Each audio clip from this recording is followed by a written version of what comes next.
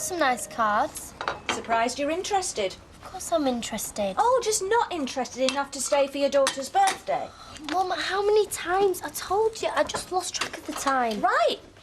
Bethany understand that, does she? Mum, please, I feel bad enough already. Good, because I felt bad at the party. I felt bad when people were asking me where you were, and I felt bad when your daughter was looking for a mummy and you were nowhere to be found. I got it. If that's one of her so-called mates, you can tell 'em she's busy. What? You can do the work Ken set you. And when you finish that, you can look after Bethany. Hiya, is Sarah in? She is, but it's really not a good time.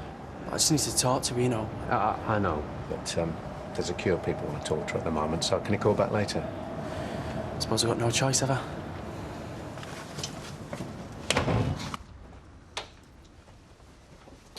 That was Todd.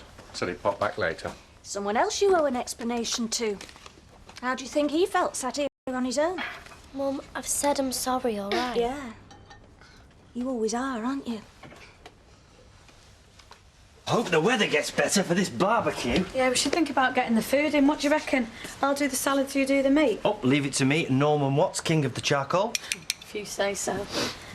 Anyway, before we do anything, we should go around and have another word with Les. We can't have people round if it's stinking like the council tip out there. Now, put you off your sausages, wouldn't it? Yeah, exactly. We'll go around later and sort him out.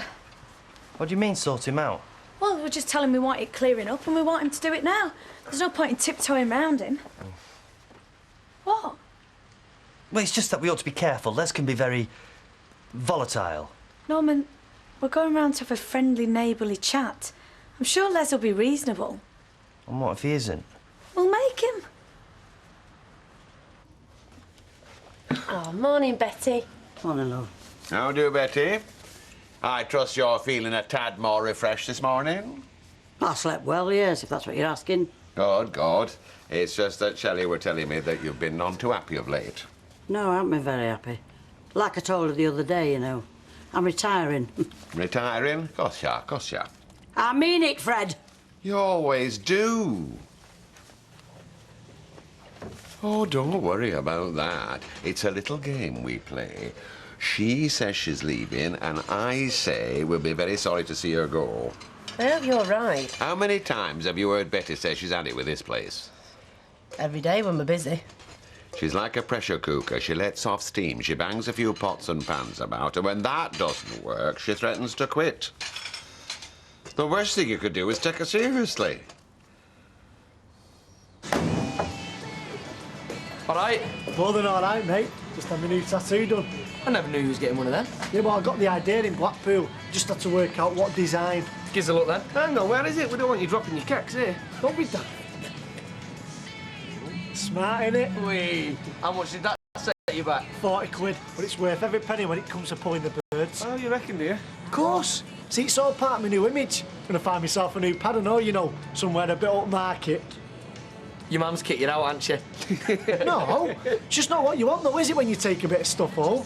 I want to have somewhere where I can wine and dine and, you know, not have my mum asking me if I clean my flaming teeth. You know.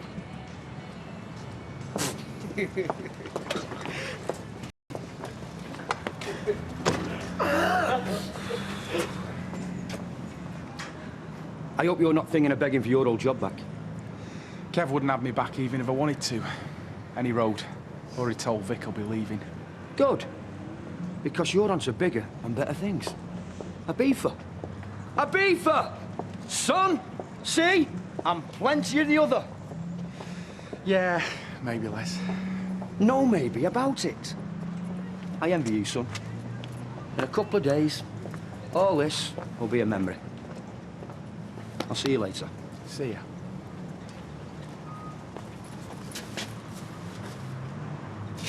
After you. No, no, please, you must go first. No, no, I insist. Oh, well, thank you, that's very kind, considering, thank you. Carl. Yes. Sorry. Hiya. You all right? Yeah, I'm fine. Look, I know things are difficult at the moment, but If ever you felt you needed to talk to someone, I'd like to think that you felt you could talk to me. What's the point in talking? It doesn't do anything, does it? Well, what would you like people to do? I'd like them to understand me, stop having a go at me all the time. I'm trying to do my best, but it is hard. I know. I can't do anything, I can't go anywhere without upsetting everyone. I only went to the arcade. Everyone does it. My mates always go. But when I do it, it feels like I've committed a crime. Well, maybe it wasn't a very good time to choose to go walkabout. Even you don't understand. David's got a better life than I do. I don't know, maybe you and me should chat to your mum and try explaining how you're feeling. What's the point? Well, because if she agrees, perhaps we could look after Bethany for a day or two this weekend, you know? Give you a bit of space. Really, you think so? Well, I can't promise anything, but that's probably what you're needing, isn't it? Bit of a breather. Oh, Richard, honestly, if you could do anything, that would be brilliant. And there's £2.50. Thanks, Mrs. Priestley, and have a wonderful time. Yes, bye. Bye. She didn't even give me a tipper. How tight's that? Excuse me, madam. Now, come on, that's no way to talk about our clientele. She's always get me a tip. Mind you, I do give an excellent shampoo. Well, I'm sure you both do to all our clients. Honestly, you girls, you don't have to go on. Yeah, but it's the tips that make all the difference, isn't it? That's what they told me at college when I started. They said apprentice hairdressers always get rubbish pay, but the tips... Excuse me, you know who you're talking to here, madam? I mean, you've never had any complaints about the wages, have you, Massey? I'm not getting involved. Me and Joss have just come to say hello, haven't we? Come on now, I've always offered a very competitive wage, haven't I? Yeah, well, I'll get a coffee ready for you. You see, now, it's not my fault if you can't control your spending, my darling. Yeah, but that's my whole point, I do. It's just that once I've paid my bills and my food and my travel, it's... Travel? It costs you a lot to go up and down them stairs, does it? Audrey, all I'm saying is that come the end of the week, I've never got anything left. Well, now, welcome to the modern world, lover. Hey, I hope you're not angling for a raise here. No, but... Good. Was it all right if my rent's a bit late this week? Blimey, Les. What? Oh, yeah, I've not had a chance to have a tidy round this morning. You know what it's like. Yeah, sort of. So, what was it you wanted? Nothing really. We just wanted a friendly, neighbourly chat, didn't we? Oh, right, well, sit down then. Right, well, the thing is, Les, well, Emma noticed it first. It's your backyard. It's becoming a little bit of a problem. What do you mean, problem? Well, I know you're a busy man, difficult keeping on top of things, but... Les, your backyard's a tip. It's really beginning to stink out there. Hey, you don't mince your words, do you, love? Well, I'm sorry, but I've got a baby to think of. I'm not going to risk his health. Risk his health? What are you on about? It's only a load of old cans. No, it's not, Les. It's disgusting. It's becoming a health hazard. Blaming hell, do you get some sort of kick out of being a busybody or what? Maybe we should sort of start... Les, I've asked you in a really reasonable way. You like the neighbours from hell, you two? A councillor and a copper. Right, I think we should make a move, eh? What gives you the right to come marching in my house, telling me how to live my life? Well, I think he's got a point. Norman, sit down. Let's get one thing straight, Les. Either you sort this out now or I'm going to be breathing down your neck until you do. It's up to you, mate. So, have you got anything in mind for the weekend? No, I don't think so. Why? Do you have to work? No. I'm not till I have to go away on Sunday. So I was thinking, actually, maybe we could look after Beth for a few hours, or even a day or two. Give Sarah a bit of a breather. Oh, you two have got this all worked out between you, haven't you? It's not a case of having worked anything out. I just thought maybe she deserves a break. Deserves a break? Well, I thought to deserve something, you had to earn it. Gail. No, I'm sorry. I don't see how playing truant and walking out of your own daughter's birthday should give you time off for good behaviour. See, I told you this was a waste of time. What? You thought you could use Richard to get round me, that right? It certainly wasn't anything like that. Good. Because as far as I'm concerned, she's lucky to get the support she does. You're definitely going. Can't we talk you out of it? My mind's made up, Rita. I've rung our Gordon. I'm going to spend some time with him and his family, you know. Well, there's still time. Oh, there's years left in you yet, Betty. And anyway, you can't retire. Where am I going to get me dinner? Oh. Betty! Hot pot, over here, love. What's he like, eh? Slave driver to the end. Look, I'm sorry about my rent, Audrey. Yes, well... Look, lovey, I know what it's like when you live on your own. It's hard to make ends meet. Yeah. Made a big difference when Bobby was there so I could split all the bills with her. Well, why don't you try and find yourself another flatmate? I mean, you know, that would take the pressure off a bit. Did I hear right, sis? You're looking for a flatmate? Might be. Well, look no further. This little red devil's looking for a nest. Ooh, is that real? Too right. I'll scab over in a couple of days. Oh, charming. Anyway, I want to move out of Mum and Dad's. So what do you reckon? Me and you? Kirk, I had to put up with years of you when I had to live with you. Why would I put myself through that again? Through what? Weren't that bad. When you weren't borrowing me money, you were nicking me stuff. And when you weren't nicking me stuff, you were leaving your dirty, skanky underpants everywhere. She loves me really, Audrey. I can tell, yes. Hey, has Fred organised a leaving do for Betty? Hey, you're joking, aren't you? He won't even accept she's leaving. I mean, between me and you, since Eve left, he's been too busy worrying about this daft reenactment than what goes on behind that bar.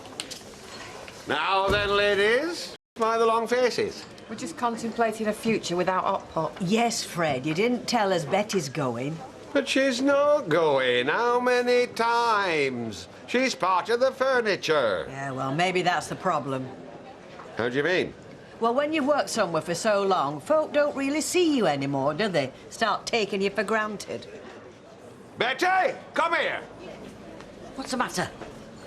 Now, these ladies are labouring under the misapprehension that you are leaving. Now, I've told them that you're going to do now to the sort. I am leaving. Yes, but no, you're not. Not leaving for good. But you're not. You can't, Betty. You're an institution. You're the lifeblood of this place. Tell her, Rita. I'm also a very senior citizen who wants to put her feet up. Now, what can I do? What? Shorter hours, longer breaks. Tell you what, I'll buy you a brand new dishwasher. Look, you can buy me whatever you like, love, but this time tomorrow I'll be serving my last hot pot, and there's nothing you can do or say to make me change my mind, right?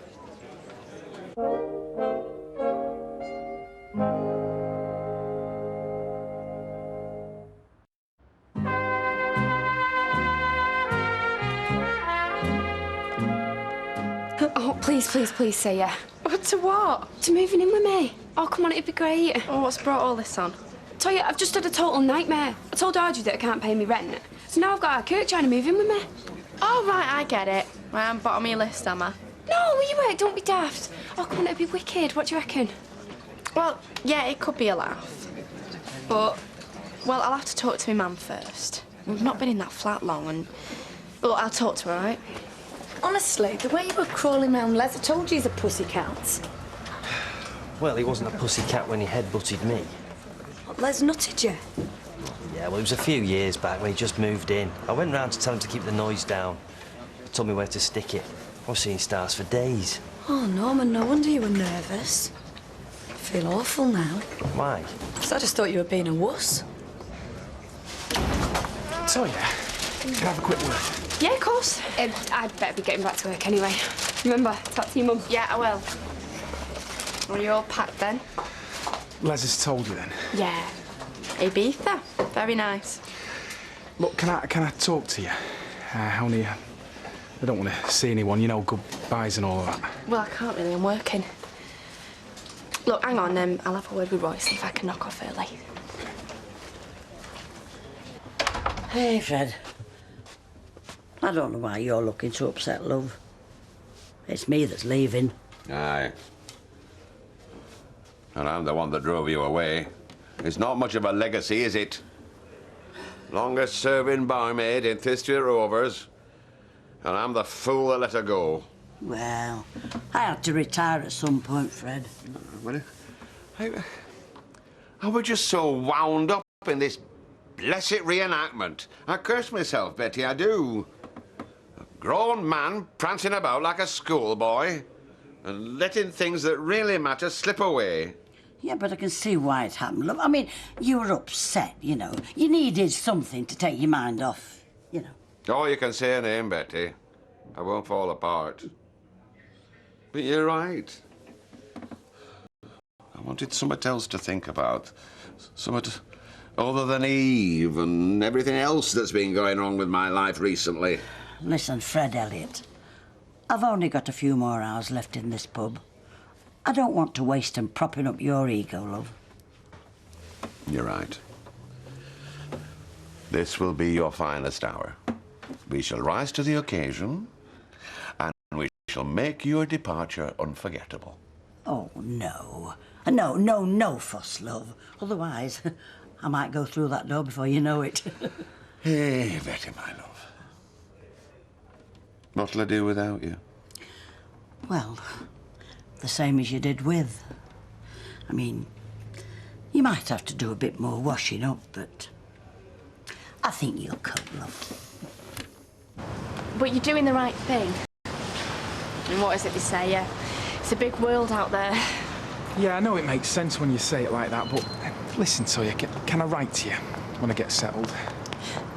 Sam, you're going to Ibiza. You'll be too busy raving to worry about writing to me. Yeah. Oh, Sam, how's your arm? Oh, yeah, cheers, Ailey. It's on the mend, thanks. Oh, that's good. I suppose we should be thankful there weren't any more serious injuries on there. Roy's been a bit weird, though. You know, just a bit distant. I'll see. Oh, I better go and find out what that's about then. I'll see you later. See ya. What? Hayley, asking me how I am. It's nice. The people here are nice. Look, I'm rubbish about saying how I feel. You know that better than anyone, so I'm going to leave now, OK? OK.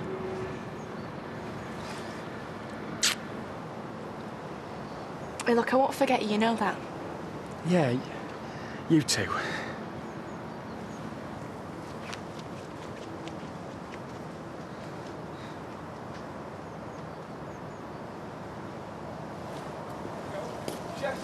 I'll start again, sorry, pal, yeah. Yes. Oh, yes! Okay.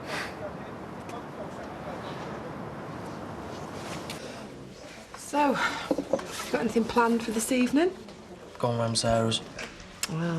Look, I know it's not my business who you go out with. Yeah, not much.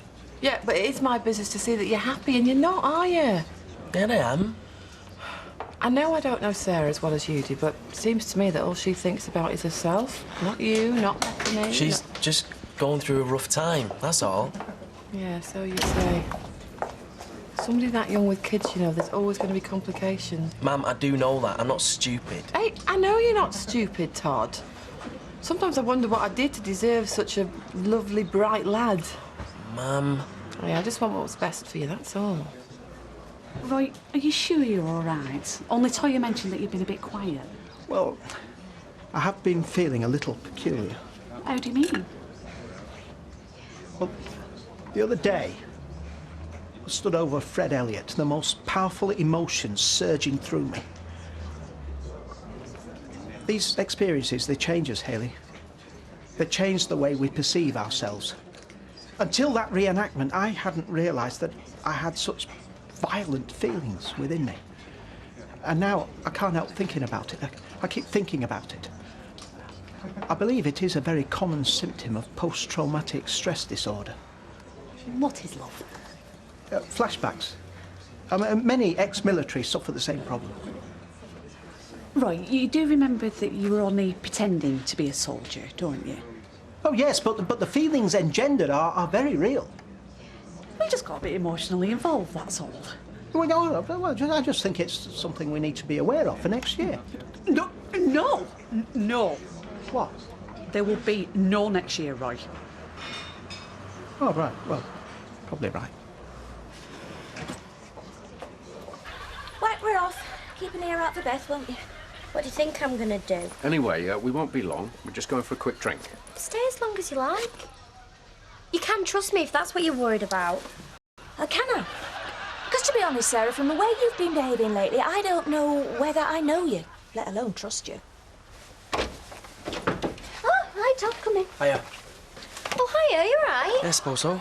Right, we're off. See you two later. Bye. I am so glad you're here. You will not believe what a cow my mum's being.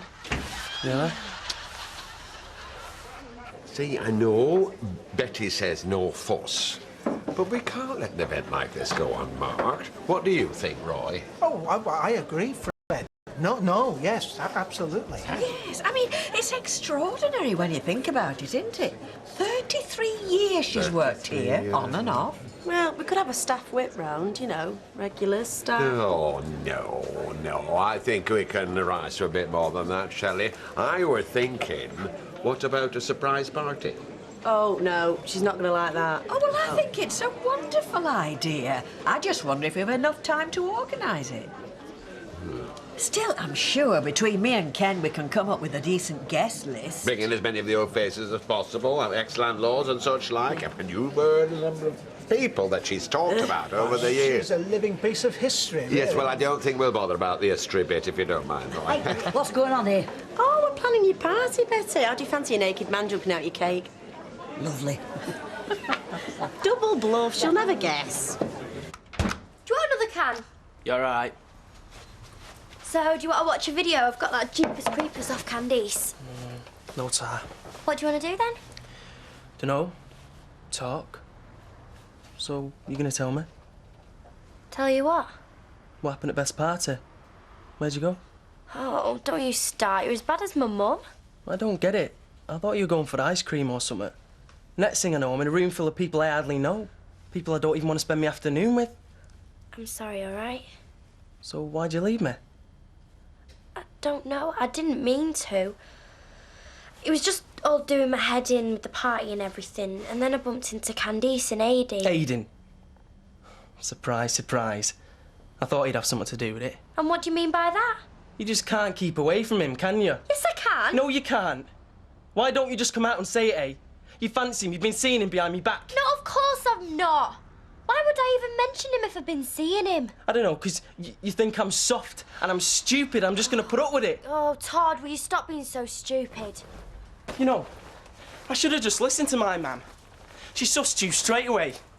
You don't care about me. You use me when you need someone to keep you company or look after Beth.